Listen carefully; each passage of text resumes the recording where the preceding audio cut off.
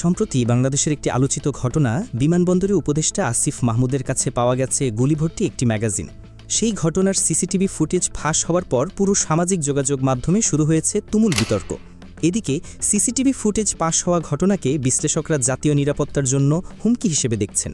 অন্যদিকে কেউ কেউ মতামত দিচ্ছেন জনগণের জানার অধিকার আছে। তার প্রতিক্রিয়া ও কড়া সমালোচনা করেছেন রাজনৈতিক বিশ্লেষক অ্যাক্টিভিস্ট পিনাকি ভট্টাচার্য।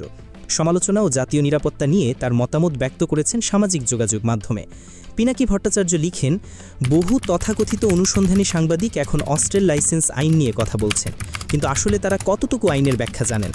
একজন মন্ত্রী পদমর্যাদার ব্যক্তির ক্ষেত্রে অস্ত্রের লাইসেন্স ও কেনাকাটা অনেকটাই ভিন্ন নিয়মে চলে। এই ধরনের পদে যারা থাকেন তারা নির্দিষ্ট কিছু শর্তে এবং সরকারি বেতন ও সুযোগ সুবিধা অনুযায়ী লাইসেন্সধারী হতে পারেন। আসিফ মাহমুদের মতো একজন ব্যক্তি যার নিজস্ব সংসার নেই, স্ত্রী সন্তান নেই, সরকারি বাসভবন ও গাড়ি ব্যবহার করেন, তার খরচ তুলনামূলকভাবে কম। ফলে নিজের আয় থেকেই একটি ভালো মানের আগ্নেয়াস্ত্র কেনা তার পক্ষে অসম্ভব নয়।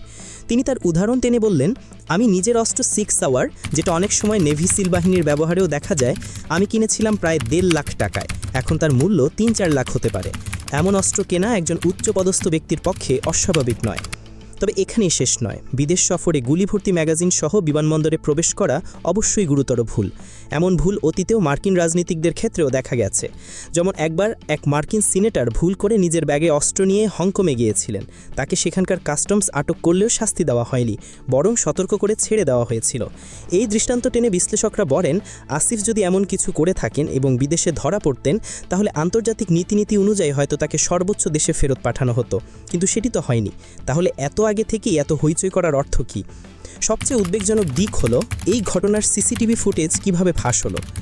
যদি একটি আন্তর্জাতিক নিরাপত্তা জোনে থাকা ফুটেজ এভাবে বাইরে চলে আসে, তাহলে রাষ্ট্রের নিরাপত্তা ব্যবস্থার ভিতরে কোথায় ফাঁকফোকর? এখানে আরেকটি গুরুত্বপূর্ণ প্রশ্ন উঠে আসে। যদি আপনার হাতে কোনো গোপন নথি আসে যা জনগণের ক্ষতি করতে পারে, তখন আপনি সেই নথি কী প্রকাশ করবেন? শুধু সরকার আপনার অপছন্দের বলে? আজ যেই সরকার অন্তর্কালীন হিসেবে ক্ষমতায় এসেছে, তার মন্ত্রীকে কেউ শত্রু মনে করে এবং সেই কারণে তথ্য ফাঁস করে, তাহলে কি সেটা জনস্বার্থে হবে নাকি রাজনৈতিক প্রতিশোধের?